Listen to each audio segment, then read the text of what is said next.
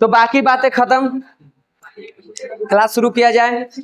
तो बाकी चीजों के लिए आप टेंशन मत लीजिए, टेंशन हमको है, ठीक। और अभी मेरे दिमाग में चल रहा है कि अभी शांत ना हुए, कल से तो कोचिंग में खुला है, दिमाग में चल रहा है फिर छठ ही सब काका आ रहा है पर्व, मेरे दिमाग में चल रहा है कि आप लोगों का एक टेस्ट सीरीज शुरू कर दिया जाए। 2 दिन बीच करके एगो टेस्ट, ऑब्जेक्टिव सब्जेक्टिव मिला के, यानी सेट प्रैक्टिस है वो, कभी मेरा हो जाए, कभी नीरज सर के, कभी मैथ के, कभी हिंदी के, ये चलाएं लगभग 1-2 महीने ऐसे। नहीं अभी रंगने के लिए ना देंगे, वो में पैसा का बर्बादी है फिलहाल, पेज न लगता है, आपसे हम कोई फी लेते नहीं है। हाँ पेज फी भरिए तो आप जितना ले जाइए, जरूरी है नहीं उसका कुछ, 1 महीना काफी है वो रंगने के लिए, आपका 1 महीना काफी है। 1 महीना में आप एकदम परफेक्ट हो जाइएगा, ठीक ना, कोई दिक्कत नहीं होगी। बस वही चीज वहाँ ज्यादा भरने के लिए मिलेगा, मेरे पास जो MR सीट है उसमें कम है, वहां पे 2-3 ठक भरना रहता है। तो अभी आपको 1 दिन बीच करके, 2 दिन बीच करके, 1-2 महीने बाद लगातार पर डे टेस्ट, शाम वाला में आ जाइए। बस उसमें आपको क्या करना होगा, क्योंकि शाम के हम पढ़ाते भी रहते हैं, तो बैच तुम नहीं छोड़ सकते हैं। पहला चीज अगर ये करना है तो आप में होनी चाहिए ईमानदारी। हम क्वेश्चन दे दिए, आंसर दे दिए, बगल में हम क्लास भी ले रहे हैं, बाकी क्लास तो खाली रहता है। आप ईमानदारी से अपना आंसर शीट लिखिए, डाउट है बुला के पूछ लीजिए, जो टीचर के है उसका, ना होगा तो उसमें जो 11th वाला है लइकन कोई एगो के हम बुला लेंगे, वो अपन बैठा रहेगा कि चोरी उरी ना करो, करेगा आके हमें खाली बोल देगा, हम आके धूक देंगे, ठीक। ना होगा तो वो कर लेंगे, उसको बुला लेंगे, और ईमानदारी से अपना लिखते जाइए। उसमें एक समस्या और आ रही है, जेका कारण हम अभी हिचकिचा रहे हैं, कॉपी चेक करना। टाइम हमारे पास बहुत कम मिलता है, कॉपी रोज चेक करना पड़ेगा। और लगभग ऐसे तो आएगा 4 दिन 5 दिन सप्ताह पर आएगा 1-आध बार हमर, क्या कि सबके ना होगा, तो सोच रहे हैं कि शुरू कर दे। ना होगा तो आज क्या तारीख है, 7 ना, 10 के बाद देखते हैं। हाँ समझिए कि ऑफलाइन आपका क्रैश कोर्स शुरू, ऑनलाइन नहीं लेकिन ऑफलाइन शुरू। चैप्टर बता दिया जाएगा कि आपका इस चैप्टर से आएगा टेस्ट में, शुरुआत में 1-2 को चैप्टर रखेंगे खाली, और उसके बाद धीरे धीरे चैप्टर बढ़ाते चले जाएंगे, 1-2 ऐसे करके, क्या कि पीछे से इतना टेस्ट ले तो 2 चैप्टर के रिवीजन तो कर ही सकता है 1 दिन में, ऐसे करके लेके चलते हैं। और वो अब साइंस वाला टीचर देखेंगे ना कि हमारा सिलेबस कौन है। अब मान लो जैसे अभी हम ये 2 चैप्टर पढ़ाए हैं, बताओ इसको ये चैप्टर वाइज लेने की जरूरत है? 1 दिन के क्लास है, हम तो अपना मन से 2 दिन कर दे रहे हैं, 1 दिन के क्लास है तो ऐसा के 2 में लेंगे। अब राजनीति वाला है, पहला चैप्टर, दूसरा, तीसरा, क्या एक साथ 2 हो पाएगा? एक ही को लेना होगा। तो टीचर अपना सब्जेक्ट के अनुसार देखेगा, चैप्टर के अनुसार कि 1 लेना है कि 2। तो ये चीज शुरू किया जाएगा आपको 10 अक्टूबर के बाद, ठीक। 2-3 दिन वेट कर लीजिए, थोड़ा प्लानिंग व्लानिंग हो जाए, दोपहर में कर लेते हैं कि कैसे करना है, और उसके बाद काम शुरू कर दे। हाँ तो उसके लिए शाम में ना आप लोग स्कूल भी जाते हैं, स्कूल अब ऐसे नहीं जाइएगा तो कोई दिक्कत नहीं है। हाँ सही बात है, ऐसे नंबर दे देंगे टीचर। अरे उतना डराते हैं, उनका भी एक है ना जी की जिम्मेवारी है, लेकिन लास्ट में सब लेकिन अपना घरे रिवीजन करने लगता है, तो वो आपके ऊपर है, इसमें हम कुछ नहीं कर सकते हैं। आप लोग भी 10 दिन में देख लीजिए, 3 दिन है, 4 दिन देख लीजिए क्या करना है, उसके बाद टाइम रख देंगे कि कब रखना है, 2 बजे से कि 3 बजे से कि 4 बजे से, कै बजे से, ठीक है। जो रखिए रहेगा तो शाम में, सुबह तो हो नहीं सकता है, ताकि आप मान लीजिए स्कूल नहीं भी जाइएगा तो सुबह 11-12 बजे भूखे थोड़े रहिएगा, शाम में ही 1 राउंड हो जाएगा। चलिए तो वो सब बात खत्म, आ जाइए चैप्टर 5, इसका अंतिम है कल, इसका 4था चैप्टर का जो ऑब्जेक्टिव है। वीडियो खराब हो गया था, आवाज तो नहीं अपलोड हुआ है, तो दोनों के हम साथे कर लेंगे, ठीक ना। तो देखो आज क्या पढ़ना है। आज मुख्य रूप से पहले हम देखते हैं कि भारत के लोकतंत्र में या दुनिया भर के लोकतंत्र में महिलाओं की भागीदारी कैसी है, क्योंकि ये भी एक चुनौती है। आज देखो हाँ 10 पॉइंट कुछ है, लेकिन किताब में 10 से था तो हम 10 लिख दे। तुमको जब भी एग्जाम में आएगा तो आएगा आपको 10% या आएगा आपको 11%। अरे वो दूसरा है, इना लोग रहा है, वर्तमान में हम लिखे हैं, तू कहीं और सोच रहा है। 3 वो कलर कौन सिलेक्ट पहले आए? अब बीच में मत पढ़, पहले चैप्टर वाइज हमरा आवे दे, मैंने टॉपिक वाइज वहां सवाल करना, कोई दिक्कत नहीं है। देखो अगर देखो तो शासन व्यवस्था में, आज की जो शासन व्यवस्था है या कहो कि लोकतंत्र में महिलाओं की भागीदारी को लेकर भी एक चुनौती बनी हुई है। और यहाँ पे हम डेटा देखेंगे, अपने देश का तो देखेंगे ही, कुछ दूसरे देश का भी देखेंगे, और वहाँ पे देखेगा ना कि भागीदारी महिलाओं की उतना नहीं है जितना होनी चाहिए, कम है। 20 के ऊपर कोई है ही नहीं, मतलब सब 20 के नीचे ही है, कहीं 16, कहीं 17 हो सकता है, कहीं 10 है, कहीं 13, इतना। यानी कि 100 में से मात्र 16-17 ही महिलाएं हैं जो शासन में अपना भागीदारी दे रही है। यानी यहाँ पे 100 लोग हैं ना जनप्रतिनिधि, मान लो 100 को सांसद है या विधायक है, 100 में 16-17 को ही महिला है। जबकि जब बात हो रही है समानता के तो कम से कम 50 होना चाहिए, 40 के आसपास तो रहना चाहिए, लेकिन है कहाँ, 15-16 के आसपास। तो भागीदारी बहुत कम है, और ये भी लोकतंत्र के लिए एक चुनौती है। अपने देश में बात करो तो इसके में सुधार करने के लिए, इस व्यवस्था में सुधार करने के लिए राष्ट्रीय शिक्षा नीति लाई गई कि पहले महिलाओं को शिक्षित करो, सबको शिक्षित करना था, उस पर महिला पे विशेष ध्यान दिया गया कि महिलाओं को शिक्षित करिए, उसकी निरक्षरता जो है वो दूर करिए, शिक्षित बनाइए, और उसके शिक्षा में जो भी बाधा आ रही है उसको निराकरण करिए। पहले के कुछ सामाजिक विचारधारा, ना भेजेंगे उतना देर बेटी कहाँ पढ़े जाएगी, बेटी जात है, कई सारे कारण थे। सरकार ने अलग अलग योजना ले कहा कि ऐसे नहीं आएगा, ठीक है नहीं भेजेगा, गांव में ही प्राथमिक स्कूल हर गांव में खुलवा दिया। 3 किलोमीटर के अंदर में आपको हाई स्कूल मिल जाएगा। आप अपने एरिया में देखिए, आपका स्कूल जो है 3 किलोमीटर नहीं पड़ता है, आपके 3 किलोमीटर के अंदर में आपको अभी देखिए तो कई सारे स्कूल हैं। अजमा हाई स्कूल है, कराई हाई स्कूल है, सदीसोपुर हाई स्कूल है, उसके बाद और अगल बगल में उधर वाला में होगा गुड़िया डेरा सब जो उधर गांव है, नगवा में है। 3 किलोमीटर अंदर में आप देखिए तो 4-5 आपको ऐसा स्कूल मिल जाएगा जहां आप 12 तक की पढ़ाई कर सकते हैं। तो स्कूल व्यवस्था करवा दिया। 3 किलोमीटर आप पैदल नहीं जाइए, आपको 9th क्लास से ही आपको सरकार पैसा दे के साइकिल दे देती है। ये लड़कियों के लिए योजना आया था, बाद में लड़का लड़की सबको मिला है, तो कर रहा है ताकि बाधा ना आए। फिर भी देखा कि सब नहीं मानेगा, गार्जियन तनी सुन होता है, गांव के लोग है वो अपने जगह से भी अपने सोच से भी सही रहता है, उसको डर है, तो उसने कहा कि और इसको करो, पैसा दो, यानी पढ़ा भी रहा है, पैसा भी दे रहा है, छात्रवृत्ति के रूप में मिल रहा है ना जी। फिर 10वां में कराया कि 10वां पास करिएगा तो ये देखो यहाँ जो भी लेकिन पास किया है, लड़की सबके 14-15 हज़ार रुपया आया है, लेकिन के 10,000, तो लोभ में गार्जियन पढ़ाएगा। ये मेरे साथ एक घटना हुआ भी, एक लड़की आती थी यहाँ, बीच में गायब होने लगी लगातार, जैसे अब धान के कटनी शुरू होगा एग्जाम के भी टाइम में गायब, समस्या हो गया।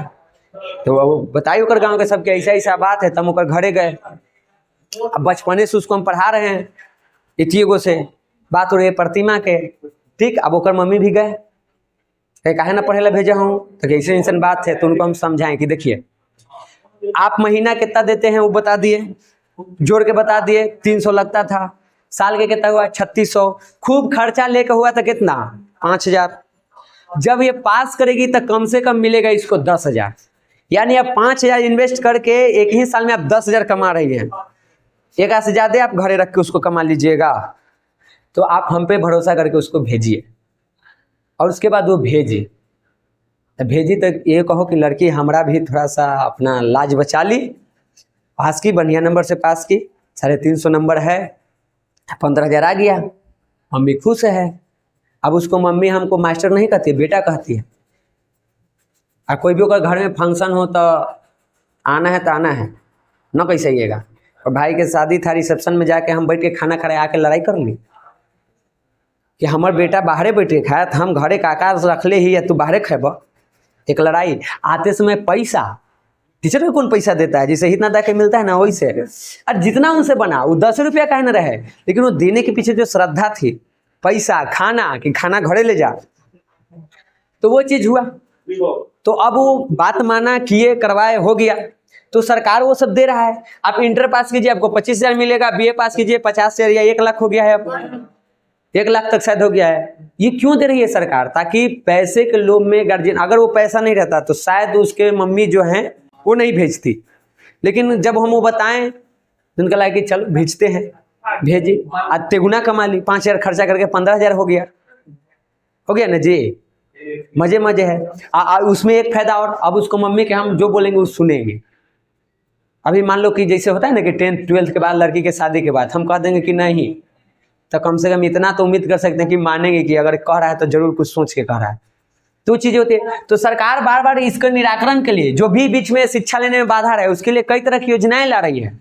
लोभ दे दे के लड़कियों को आगे बढ़ा रही है ताकि ये शिक्षित हो, अपने अधिकार को समझे, अपने अधिकारों की मांग करे, मांग करके फिर वो उसमें भागीदार बने। तो ये चीज किया गया। प्रारंभिक शिक्षा को बनाए रखने के लिए सबसे पहले प्राथमिकता दी गई। हर गांव में स्कूल खोल दिया गया, आंगनबाड़ी खोल दी गई। अब पढ़ाई होता है नहीं होता है वो अलग विषय है, जो हुआ है वो तो बताना पड़ेगा। तो ये सारी चीजें की गई और इसका परिणाम भी देखने को मिला है और पॉजिटिव परिणाम हुआ है।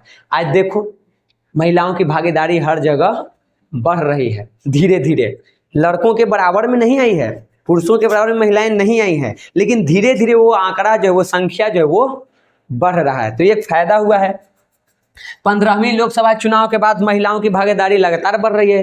पहली बार ये रिकॉर्ड टूटा था, 10% महिलाएं आ गई थी, 59 गो। 10% में कितना था? 59 महिलाएं आई थी। इतना आज से पहले 2009 के चुनाव से पहले लोकसभा में इतनी महिला नहीं थी, तो एक रिकॉर्ड बना।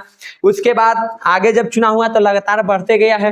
2019 में 78 गो था, लेकिन 2024-16 में वो देखने को मिला कि 4 गो संख्या घट गया। 2019 में कितना था? 78 महिलाएं लोकसभा में। अभी कितना है वर्तमान में? 74 है। अभी भी ये सवाल भी तुम लोगों को आया था, हम बताए थे कि हमेशा महिला के आरक्षण के लिए बात चलता है, लेकिन आरक्षण सिर्फ स्थानीय स्वशासन में है। विधानसभा और लोकसभा में आरक्षण की बात चल रही है। कानून भी पारित हो गया है, अभी लागू नहीं हुआ है। 2022-23 में इसी कुछ या 24 में, अब कब हुआ है? 23 में शायद है। कानून बन के 33% आरक्षण वाला पारित हो गया है। ये बताए थे ऑब्जेक्टिव कराते समय कि पारित हो गया है, लेकिन लागू नहीं हुआ है। कहा गया है कि अगला जब जनगणना होगा ना तो उसके बाद इसको लागू किया जाएगा। तो अभी नहीं मिली है, लेकिन फिर भी देखो महिलाएं हर जगह हर क्षेत्र में अपनी भूमिका निभा रही है। आज आप देखिए तो खेत में काम करने से लेकर के स्पेस में जाने तक हर जगह महिलाओं का आपको भूमिका मिल जाएगा, उनका योगदान मिल जाएगा। अभी सुनीता विलियम्स कुछ दिन पहले गई थी ना अंतरिक्ष में, भारतीय महिला। एक शासन व्यवस्था में देखिए हैं महिलाएं। आप बैंक में चले जाइए, आप अपने स्कूल में जाइए, लगभग आपको महिला टीचर ही होंगे, या कम से कम 1-2 ऊपर नीचे रेशियो में हो सकता है पुरुष से स्त्री में, लेकिन हर स्कूल में वो मिल जाएगा। आप बैंक में चले जाते हैं या कहीं भी, आप एक बोर्ड भी खरीदने गए थे, वहां भी 2-4 महिला काम कर रही थी। आप एक कोचिंग संस्था में जाइएगा, वहां भी महिला काम करते हुए आपको मिल जाएगी। अरे भले अपने कोचिंग में नहीं है, क्योंकि उतना अभी लागत नहीं है और उसकी जरूरत नहीं है, हम खुद ही कर ले रहे हैं। संख्या बढ़ेगी तब जरूरत पड़ेगी, तब आएगी जब लगेगा कि अब लड़की की जरूरत है, या हमको भी रहेगा कि हम लड़की को हायर कर सकते हैं, लाएंगे, होगा ना। खास करके तुनी के बायोलॉजी लगी, एगो महिला टीचर तो रखना ही होगा। लड़कियों का अलग सेपरेट क्लास कर देंगे। जनन वाला जो भाग आएगा, चलिए वो आप उधर खुल के अपन पढ़िए, या लड़का अपन इधर, क्योंकि वो पढ़ना बहुत जरूरी होता है। इसमें होता है कि अगर लड़की टीचर है तो लड़का बहुत सारा चीज शर्म से नहीं पूछ पाता है, और लड़का टीचर है तो लड़की नहीं पूछ पाती है। तो ये वो हमको जनन के टाइम दिखता है, लेकिन अभी फिलहाल उतना लागत नहीं कि ये वो चैप्टर लगे अलग से टीचर रखें। भविष्य में कभी रखा जाएगा कि आप ये वाला चैप्टर बाकी भी देखिए, लेकिन खास करके उसके लिए किया जाएगा, समझे। तो आज देखिए महिलाएं जो हैं वो देश के प्रगति में पुरुषों के साथ कंधा से कंधा मिला के चल रही है। आप खेत में मजदूरी से लेकर के हवाई जहाज उड़ाने से लेकर के अंतरिक्ष तक देखिए, हर जगह आपको महिला मिल जाएगी, लेकिन उतना नहीं है जितना होना चाहिए। धीरे धीरे सुधार हो रहा है। उसके बाद सरकार ने इनको जागरूक करने के लिए, इनको भागीदार बनाने के लिए एक और काम किया, स्थानीय स्वशासन में इनको हक दिलाया। और हक भी कितना, बिहार में देखो तो बिहार पंचायती व्यवस्था 2006 के तहत यहाँ की महिलाओं को 50% आरक्षण, लगभग 4-5 राज्य में ये है, बाकी राज्यों में 33% आरक्षण है। 33% हर राज्य में है। कुछ राज्य जो है वो 50% दिए हुए, जैसे कि हमने के बिहार, और बिहार पहला है जो महिलाओं को 50% आरक्षण दिया था, आरक्षण दिया है, और यहाँ से महिलाओं को शासन में भागीदार बना रहा है। ये वो है, समझो कि ये तुम्हारा प्राथमिक स्कूल है राजनीति का, स्थानीय स्वशासन। यहाँ पे राजनीति करना हम सीखते हैं, कैसे किया जाता है, कैसे भाषण दिया जाता है, कैसे लोगों को अपनी ओर आकर्षित करते हैं, कैसे चुनाव जीतते हैं। तो ये चीज किया गया।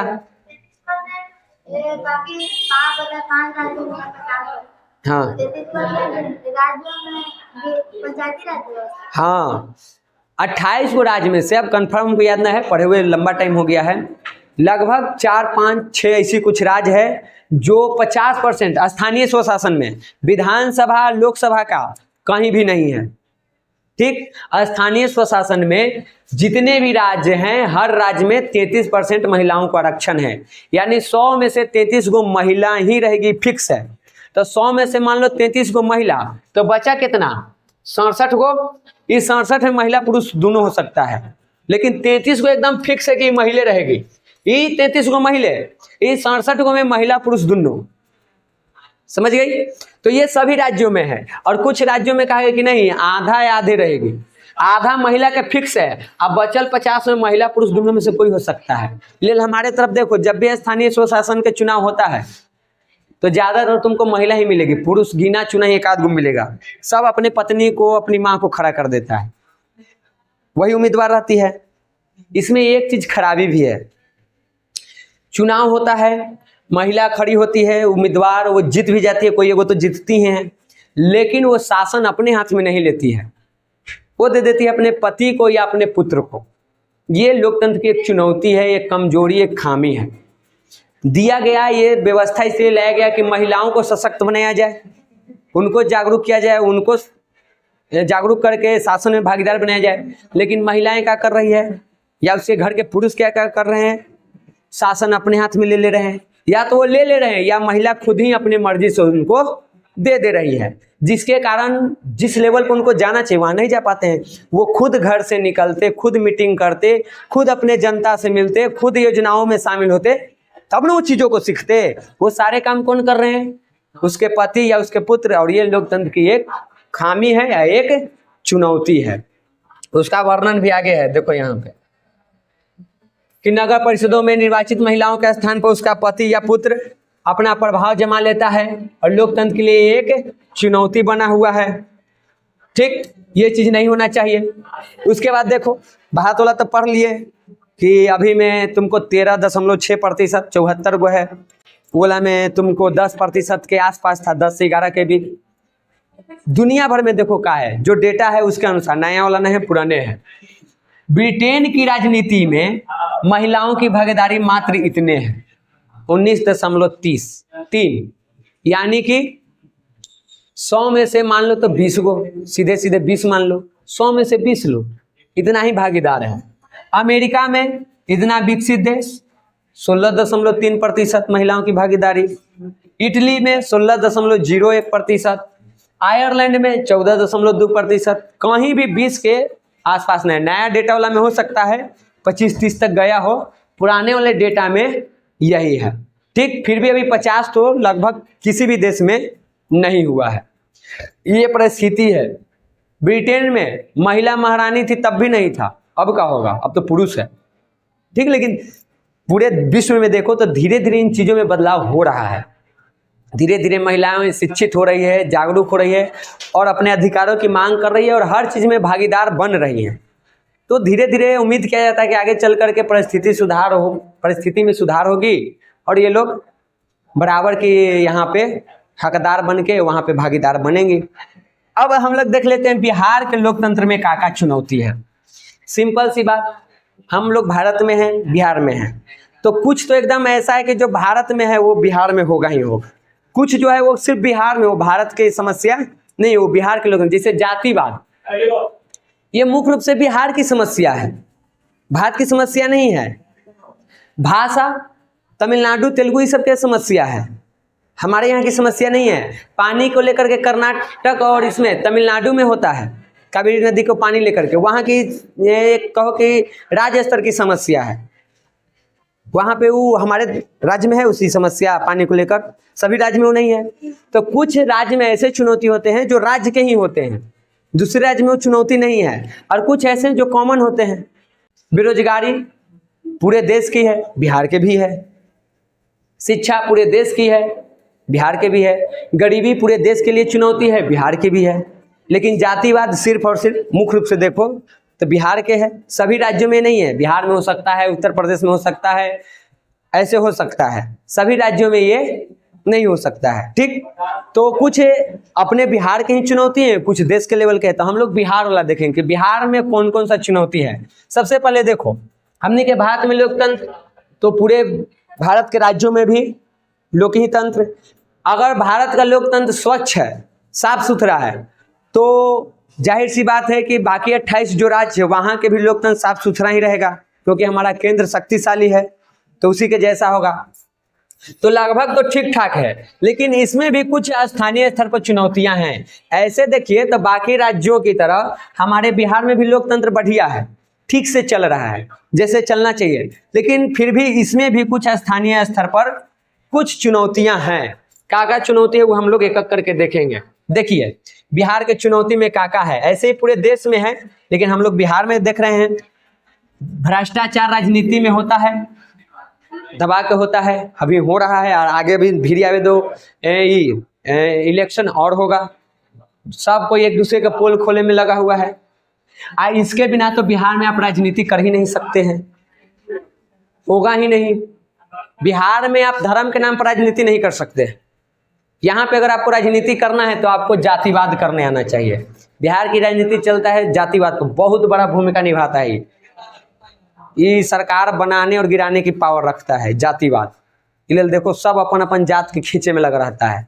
और हम लोग मूर्ख व्यक्ति एक बार अपना जिस पार्टी का आप समर्थक है उस पार्टी का पूरा जितने भी उम्मीदवार उसका लिस्ट निकालिए, तो क्या सब आप ही के जात के है? नहीं होगा, दूसरे दूसरे जात के है। पार्टी खुद जातिवाद नहीं मान रहा था, आप कहे मान रहे हैं? वो तो वोट लेने के लिए आपको जात के नाम पर भड़का रहा है और आप भड़क जा रहे हैं। तो इसके नाम पे फिर परिवारवाद, बाप गया है तो उसके जगह पर बेटा ही आएगा, पत्नी ही आएगी, बेटी ही आएगी, एकदम फिक्स है। देख लीजिए बिहार की राजनीति में आपको दिखेगा, एकदम साफ साफ दिखाई देगा। दिखाई दे रहा है? दिखाई दे रहा है दिमाग में? बाप हटे बेटा आवे। एग्जाम्पल ले लीजिए लालू यादव के परिवार, रामविलास पासवान के परिवार, अभी मुख्य रूप से दूगो तो है, हाँ दूगो है। नीतीश कुमार के तो अभी पता नहीं चल रहा है। देश में ले लीजिए तो आप कांग्रेस में भी देख लीजिए, आप बीजेपी में भी देख लीजिए। तो क्या लगता है कि जैसा का है क्रिकेटर में बीसीसीआई जो भी है उसका अध्यक्ष का है बनल है, बाप है। बाप कहता है कि गेमिंग जो भी है वो बंद करो, आप बेटा उसका प्रमोशन कर रहा है। हमने के समझ में ना रहे कि कर बात माने बेटा के माने कि बाप के माने, तो हर जगह है। ठीक, तो परिवारवाद बिहार की राजनीति का बहुत बड़ा एक, और भी कई सारे आप वहाँ देख लीजिए। महाराष्ट्र में उद्धव ठाकरे और कौन कौन ठाकरे करके सब लाइन से आप मिल जाएगा, आप गूगल कर लीजिए, लिस्ट निकाल लीजिए। बीजेपी में आप आज AI के जमाने आप निकाल लीजिए बीजेपी में कौन कौन परिवारवाद के मतलब परिवारवाद में है, या कौन कौन नेता के बेटा भी नेता है, आप निकालिए, सब लिस्ट आ जाएगा।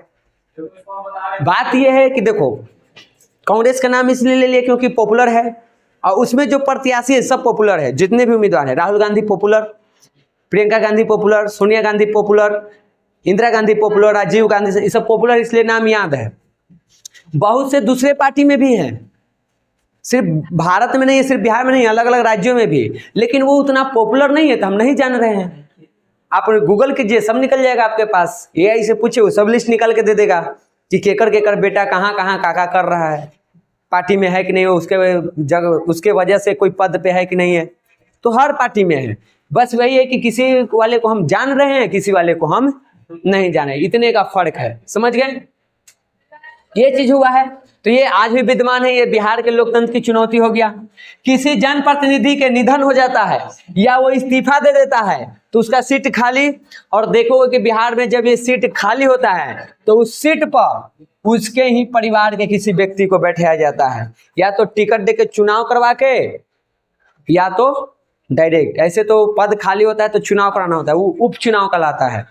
जैसे मान लो हम यहाँ पे अभी विक्रम विधानसभा से विधायक हैं और मेरी अकस्मात मृत्यु हो गई, मरना नहीं था लेकिन ट्रक से चपा गए, मर गए, काम खत्म। कौन जान रहा है कखनी पीछे वाला चक्का चारों चढ़ जाएगा, मर गए।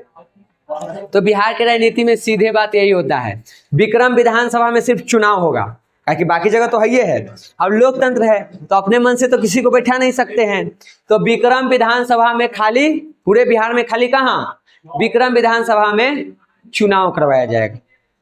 और जब ये चुनाव होगा तो मेरा भाई, मेरी पत्नी, मेरी बहन, माँ, बाप, किसी को जिस पार्टी से हम खड़ा रहेंगे वो पार्टी टिकट देगा, किसी और को वो नहीं देगा। उसके पास हमसे, हमारे परिवार वाला सहयोग व्यक्ति है लेकिन उसको वो टिकट नहीं देगा। देगा किसको, हमारे परिवार के किसी सदस्य को। और हम भी जनता मूर्ख, सहानुभूति के नाम पर कि राजा भैया विधायक बढ़िया हल थी तो उनकर पत्नी खड़ी होले, चला टिप देहू।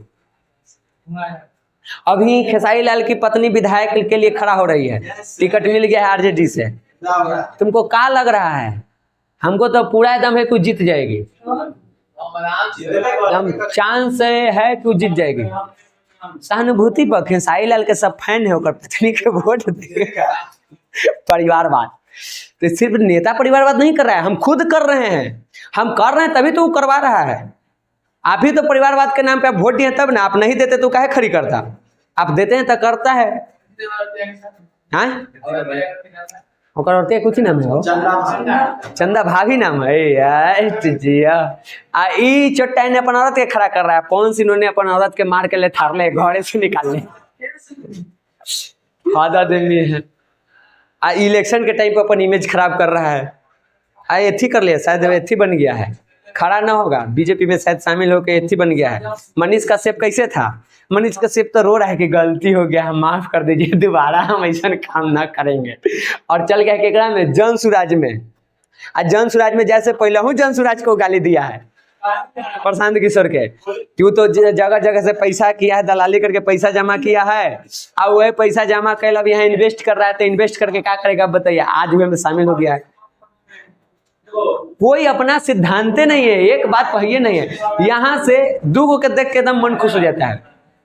मीडिया वाला और नेता के देख के लगता है कि बेशर्मी नाम के कोई चीज नहीं होता है, शर्म करना ही नहीं है जिंदगी में, जो है सब सही है। आए अरे कैया गो है, आनंद सिंह तो ऐसे बेचारा अपना ठीक आदमी है।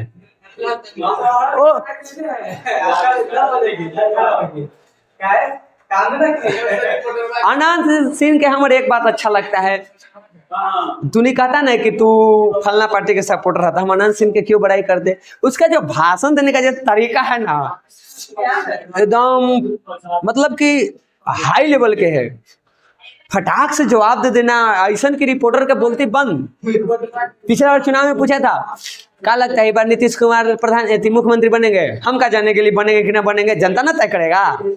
तो आपको क्या लगता है, अरे हमको क्या लगता है, क्या पता वही नीतीश कुमार मर जाए हम भागी ले हैं।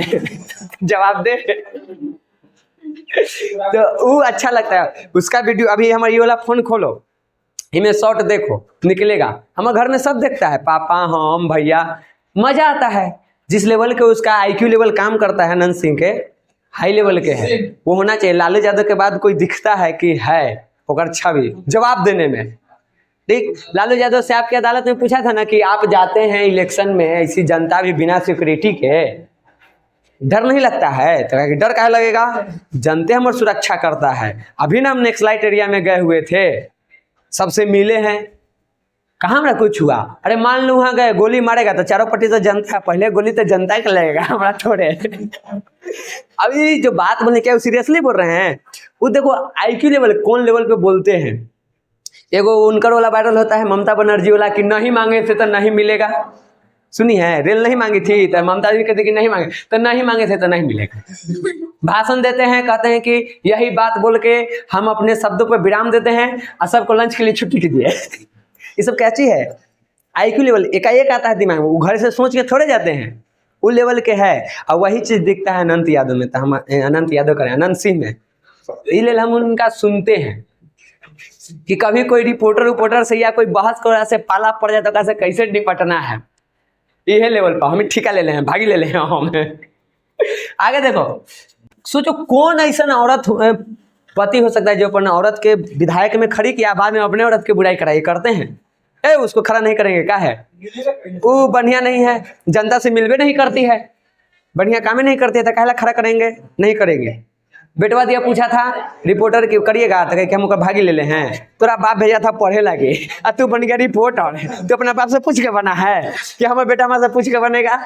ये लेवल के जो जवाब है सब कोई नहीं दे सकता है, कहो कि एक गॉड गिफ्टेड है उनके पास, जब तक है उनका मजा लो, ठीक ना। हाँ, बाकी जो भी है काम कैसा करते हैं ना करते हैं वो उनका पर्सनल है, लेकिन जो अच्छा चीज है जिससे हमको आनंद आ रहा है वो तो उसका तो बड़ाई तो करेंगे ही। आगे देखो, तो ये जो चीज है ना कि कोई मर गया या इस्तीफा दे दिया तो उसके जगह पर उसके घर वाले को, किसी व्यक्ति को खड़ा कर दिया जाता है। इसी को लेकर के जब 2009 में चुनाव हो रहा था ना, तो जदयू यानी जो इसमें अभी नीतीश कुमार है, उस पार्टी ने ये घोषणा कर दिया था ना कि बिहार विधानसभा के जो भी ऐसा चुनाव होगा, उपचुनाव, उसमें जो व्यक्ति इस्तीफा दिया या जिसका देहांत हुआ उसके परिवार को टिकट नहीं मिलेगा। यानी हम मर गए तो हमारे परिवार वाले के टिकट नहीं मिलेगा, या हम इस्तीफा दे दिए, उम्र हो गया इस्तीफा दे दिए या किसी कारणवश दे दिए तो हमारे परिवार वाले के टिकट नहीं मिलेगा। जैसे ही जदयू ने ये घोषणा किया, लोग तो बाद में इसके खिलाफ होता, इसके पार्टी के लोग ही इसके खिलाफ हो गए।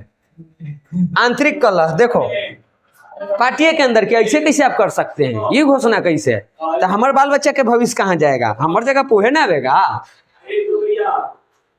अब ये सवाल था, तो अब यहाँ पे ये आ गया था कि देखते हैं, अब 2009 के डेटा पढ़ रहे हैं, अभी तो 2025 चल रहा है, तो 2009 के अनुसार लिखा गया था कि देखना था कि क्या जदयू जो बोला है वो करने में सक्षम हो पाता है, उसमें सफल हो पाता है, या उसका भी बात बस कह के ही रह जाता है।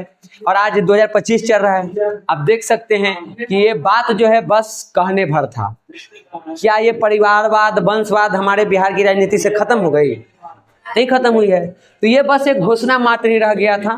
क्योंकि ये उसी टाइम के है, तो इसमें लिखा हुआ है कि देखते हैं कि वो सफल हो पाता है कि घुटना टेक देता है। अब हम 2009 से 25 पढ़ रहे हैं, 25 से हम 9 से 25 के आंकड़ा देखते हैं, तो हम देख रहे हैं कि घुटना टेक दिया, उस चीज को ये सफल नहीं कर पा रहा है, सफल नहीं बना पाया, नहीं खत्म कर पाया है वंशवाद और परिवारवाद के है। ठीक, राज्य स्तर पे भी है और केंद्र स्तर पे है, दोनों जगह है। इसके अलावा यहाँ पे एक चीज और चलता है, जातीय वोट। जात को जाति के नाम पे भड़का करके एक साथ कर करके और हम वोट बैंक इकट्ठा कर लेते हैं। और जो व्यक्ति ऐसे करके वोट बैंक इकट्ठा किया है उससे आप काम को उम्मीद तो मत करिएगा। मान लो जैसे आरजेडी है, अब यो यादव को अपने जात के नाम पर अपना इकट्ठा कर लिया, चिराग पासवान अपना जात के नाम पे पासवान को कर लिया। ठीक, दो पार्टी से लेते हैं। अगर चिराग पासवान जीत गया तो तुमको क्या लगता है यादव छोड़ के वो किसी के लिए काम करेगा? जीता है तो उसको यादव है, तो पहले वो काम किसके लिए करेगा? चिराग पासवान अगर जीता है तो पासवान के लिए पहले काम करेगा, बाकी की आवश्यकता साइड करो। आप देख लीजिए अपने स्थानीय सरकार में मुखिया जी को जिस वार्ड से ज्यादा वोट मिला है वहां पे काम हो रहा है, जहां से वोट नहीं मिला है वहां काम करवा रहे हैं? कुछ भी नहीं, एको काम नहीं, वोट ना दिला तो काम ना करो। समझ गए? तो ये चीज हो जाता है, और ये चीज हमारे लोकतंत्र के लिए एक चुनौती है। लोकतंत्र में तो सबका साथ सबका विकास होना चाहिए। यहाँ कोई वो खास जाति के हो रहा है तो वो तो लोकतंत्र में एक खाई ला देगा, एक जाति ऊपर चला जाएगा एक नीचे रह जाएगा, तो खाई बन जाएगा, फिर टकराव। लोकतंत्र के लिए चुनौती। यहाँ पे आगामी बिहार विधानसभा के आम चुनाव में यह बता देगा कि जातीय वोट बैंक की राजनीति कारगर रहेगी या नहीं। तो 2009 से आज तक चुनाव हो गया है और आप देख लीजिए ये कारगर है। आज की राजनीति में जातीय दम बहुत बड़ी भूमिका निभाती है।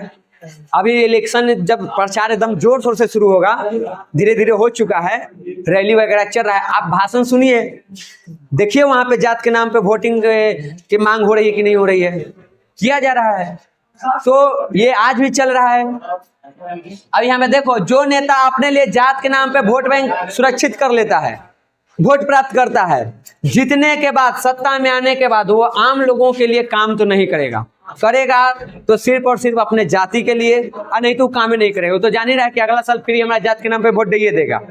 आई हमारा ऐसो वोट नहीं देता तो हम काम काहे करें, काम ही नहीं करेंगे। तो एक चुनौती बन जाती है बिहार की राजनीति में। और देखिए लड़का, वैसे नेतागण कुछ खास जातीय समूह और व्यक्तियों के लिए ही सरकारी स्तर पर जो भी काम है वो करते हैं। बता दिए अभी कि जो जात के नाम पे जीत के आया है, या तो जात के लिए काम नहीं है करेगा, अगला साल उसको जात के नाम पर फिर वोट मिल जाना है। हाँ जी, लालू यादव के पार्टी काम करे चाहे ना करे, यादव जी सब उनके वोट देते हो। हाँ, बीजेपी काम करे चाहे ना करे, अपर कास्ट के जितने लोग हैं बीजेपी को ही वोट करेंगे। हमने के कास्ट वाला के सीधे ठप्पा लगल है कि सब कांग्रेस के वोट करते हो। हम करे चाहे ना करे, हम कहें कि यादव जी हैं, हाँ कांग्रेस सपोर्टर हवा, भले हम बीजेपी के वोट देते हैं लेकिन कहेगा कांग्रेस हवा। कोई भूमिहार व्यक्ति है, भले वो कांग्रेस को वोट करता है लेकिन भूमिहार सुनते कि बीजेपी के सपोर्टर हवा। ऐसी मानसिकता बन गई है। और ये लोकतंत्र की एक चुनौती है कि हम इस तरह के हो गए हैं कि जाति के नाम पर हमारा पार्टी तय कर दिया जाता है कि इस जाति के पक्का इसी पार्टी का सपोर्टर होगा। समझ गई? तो ये सारी चीज है और इसमें काफी हद तक सच्चाई है। हम देखो तो 99% तक इसमें सच्चाई है, वही बात निकलता है। अब उसमें एक आध अपवाद में होता है तो वह में घिंचा जाता है कि ना तू हुए हो। समझ गए? तो इससे क्या होता है, बिहार की राजनीति को बहुत नुकसान होता है।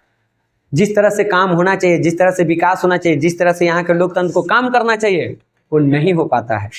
समझ गई? क्लियर हो रहा है ये सब चीजें? अंतिम है, आज से राजनीति के टाटा बाय बाय। अब कहियो नहीं इसको खोलना है, खत्म। टेस्ट ये सब तो चलते रहेगा, क्रैश कोर्स में तो लेवे करेंगे। हाँ आगे देखिए, राजनीतिक भ्रष्टाचार, अपराध, अफसरशाही, लूट, आर्थिक पिछड़ापन, शिक्षा की कमी, प्राकृतिक आपदा है। अफसरशाही ना समझ ले, अरे नौकरी में जो है होकर तानाशाही जो चलता है। अब चल जाओ तो ब्लॉक में एगो जाओ तो जातीय आवासीय बनावे, बिना पैसा ले ले बना देगा तो जे न से महीना दिन तोरा दौड़ा देगा, बनाहू के न देगा। 100 रुपया दे दे खाली ओकरा, 2 दिन में बना के दे देगा। हर जगह है, ठीक वही है अफसरशाही। प्राकृतिक आपदा यहाँ पे भर भर के है। नारियों की खराब स्थिति, महिलाओं की जो स्थिति है यहाँ पे, वो पंचायत और प्रखंड में जो भ्रष्टाचार फैलल है, मुखिया जी सरपंच साहब सब घपेल जाई था अपना ही अकेले। ये सब बिहार के लोकतांत्रिक चुनौती है, बिहार की राजनीति की चुनौती है, लोकतंत्र की ये चुनौती है स्थानीय स्तर पर, क्षेत्रीय स्तर पर। समझ गए? हाँ, इसमें से जो भी याद आ रहा है सब लिख दो, सब उसका चुनौती है। ओला में आएगा तो कल बताए हैं, देश ओला में कुछ भी लिख दो, उसमें के इसमें भी लिख सकते हो, क्या कि वो सब तो यहाँ विद्वान है। ये है आगे देखो बुआ। तो जब इतना चीज है, अंतिम टॉपिक है ये, तो इसमें सुधार के विचार करना चाहिए। आखिर बताओ, हम लोग यहाँ पे जो चर्चा कर रहे हैं लोकतंत्र की चुनौती क्यों कर रहे हैं? इस चुनौती को पढ़ने का मुख्य उद्देश्य क्या है? ताकि हम उस चुनौती को पढ़ के समझे और उसका समाधान ढूंढे। किसी मुद्दा पे चर्चा हम उसके समाधान के लिए ही ना करते हैं।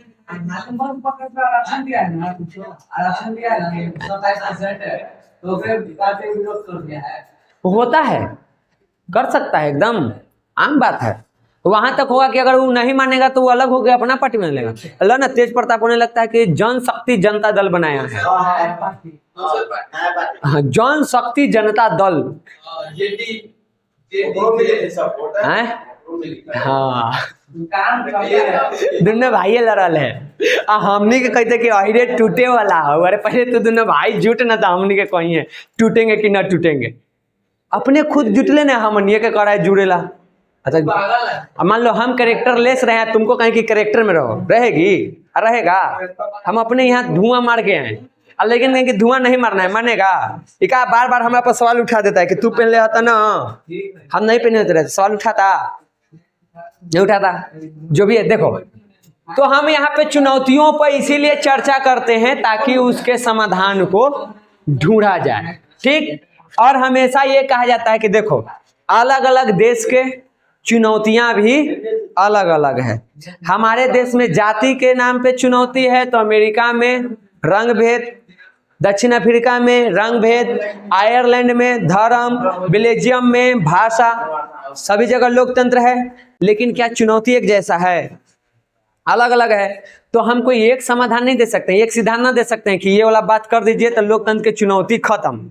समस्याएं अलग अलग है तो उसका समाधान भी अलग अलग होगा।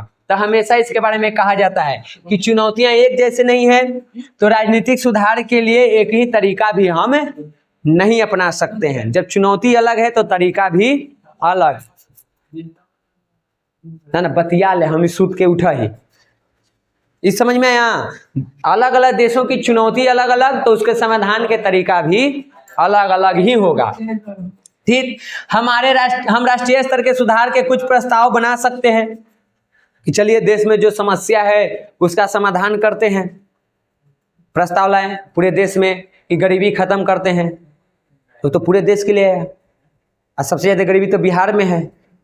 कई बार ऐसा होता है कि कुछ नियम हम लाते तो हैं अच्छे के लिए, हो जाता है बुरा। आगे हम एग्जाम्पल में देखेंगे कि लाया गया अच्छे के लिए, जिससे एगो नियम है, नियम लाया गया ना कि एक काम करते हैं, जनसंख्या बहुत ज़्यादा बढ़ रहा है, एगो नियम लाते हैं, अगर जनसंख्या जिसका दो से ज़्यादा बाल बुतरू रहा उसको ना तो इलेक्शन में खड़ा करने दिया जाएगा ना उसको नौकरी मिलेगी, कर दिया। अब इसमें क्या हो गया कि जिसका 2 से ज़्यादा है वो योग्य व्यक्ति राजनीति के लिए या किसी जॉब के लिए, लेकिन इस शर्त के कारण उसको वो जॉब नहीं मिल पा रहा है, तो हमारे देश की नुकसान है। अगर वो योग्य व्यक्ति शासन में या किसी नौकरी में जाएगा तो देश का ना विकास होगा। नियम लाए गए थे अच्छे के लिए, लेकिन कुछ लोगों पर इसका बुरा प्रभाव पड़ रहा है। तो कई बार हम लोकतंत्र की जो चुनौतियां हैं उसके समाधान के लिए कुछ नियम तो लाते हैं, वो नियम किसी के लिए फायदेमंद साबित हो जाते थे, किसी के लिए वो नुकसानदेह, तब उसका अलग एक चुनौती आ गया। हम यहाँ पे जो अभी एग्जाम्पल बताएं तो यहाँ पे एक समस्या के समाधान तो कर दे कि जनसंख्या पे हम नियंत्रण कर रहे हैं, लोकतंत्र की एक चुनौती खत्म, और दूसरा चुनौती शुरू, योग्य व्यक्ति को उसके योग्यता के अनुसार काम नहीं मिल रहा है। जनसंख्या 2 3 बाल बच्चा हो गया, 4 5 तो नहीं मिल पा रहा है, तो चुनौती आ गया कि ना आ गया? तो एक तरफ हम चुनौती का समाधान करते हैं, दूसरी तरफ नया चुनौती आ जाता है, और ये हमेशा चलते रहेगा। चुनौती और समाधान लोकतंत्र में हमेशा चलेंगे, या किसी भी शासन व्यवस्था में जाओ ये चलते ही रहेंगे, आपके जीवन में भी चलते रहेगा। आज आपको 10th चुनौती है, अगला बार 12th आएगा, ग्रेजुएशन आएगा, और उसके बाद कंपटीशन आएगा, उसके बाद क्या जिंदगी की चुनौती खत्म, उसके बाद भी चुनौती है, आपका परिवार है, बाल है, हम लोग हर रोज 1000 चुनौती से घिरे हुए हैं और लड़ रहे हैं प्रत्येक दिन। एक ही चुनौती थोड़े है, एक खत्म करते हैं 4 तैयार हो जाता है। लेकिन वही लड़ते लड़ते लड़ते शुरुआत से जिंदगी ऐसे ही चल रहा है, वैसे ही चलते रहेगा। लोकतंत्र भी ऐसे ही चल रहा है और ऐसे ही ये चलते रहेगा। चुनौतियां आती रहेंगी, हम समाधान ढूंढते रहेंगे, समाधान ढूंढने में 4 चुनौती और आएगी, फिर उसका समाधान ढूंढेंगे, फिर 8 आएगी, ढूंढते रहेंगे, और ऐसे ही ये चीजें चलती रहेगी। बीच में हो सकता है फिर कोई नया व्यवस्था आ जाए, फिर वो लागू होगा, फिर वो चलेगा, फिर उसमें चुनौती, इस तरह की चीजें चलती रहेगी। समझ गए? तो इसमें पूरा वही बात है। देखो, कई बार हम कानून बना करके राजनीतिक सुधारों की बात तो करते हैं, लेकिन ये कभी कभी नुकसानदेह हो सकता है। हर चीज पर पाबंदी लगाना जरूरी नहीं है। बिहार में शराबबंदी कर दी, इसके फायदे भी नुकसान भी हैं। लोग जहरीला शराब पी के मर रहा है, पहले तो शराब पी के मरता था, अब जहरीला पी के मर रहा है। जो शराब 300 में मिलता था अब 1000 में मिल रहा है। तो फायदा हुआ कि नुकसान हुआ? पहले जो 300 में मिलता था, ये सब यहाँ का आदमी बता रहा है, अब का तो 1500 में मिल रहा है। बताओ फायदा है कि नुकसानदेह है? लाया गया फायदे के लिए, होकर रहा है नुकसान। ठीक, तो इस तरह के कई सारी चीज होती है। ठीक, अगर सावधानी से हम कानून बनाएं तो इससे होता है कि राजनीति में जो गलत आचरण है उसको खत्म किया जाए, अच्छे आचरण वाले को, अच्छे कामकाज को आगे बढ़ाया जाए। लेकिन कई बार ये बदलाव भी सारे समस्याओं का हल नहीं होता है। कई बार वो बदलाव ही समस्या के जड़ बन जाता है। जैसे अभी हम तुमको जनसंख्या वाला बता दिए, समाधान ही समस्या के एक नया कारण बन गया। तो उस तरह की चीजें हो जाती है। ठीक, तो इसमें सुधार करना है तो क्या करना होगा? हम लोग थोड़ा सचेत रहें, जागरूक नागरिक रहें, जो भी चीजें उसके लिए आंदोलन वगैरह जो भी है वो करते रहें, संगठन बनाते रहें, फिर भी ये पूर्णतः खत्म हम नहीं कर सकते। चुनौती पूर्णतः खत्म नहीं हो सकता है, ऐसे ही ये चलते रहेगा। देखो यहाँ पे उसी का एग्जाम्पल दिया गया है। देखो यहाँ पे कि 2 से ज्यादा बच्चे वाले को सख्ती से चुनाव लड़ने पर रोक लगाया गया।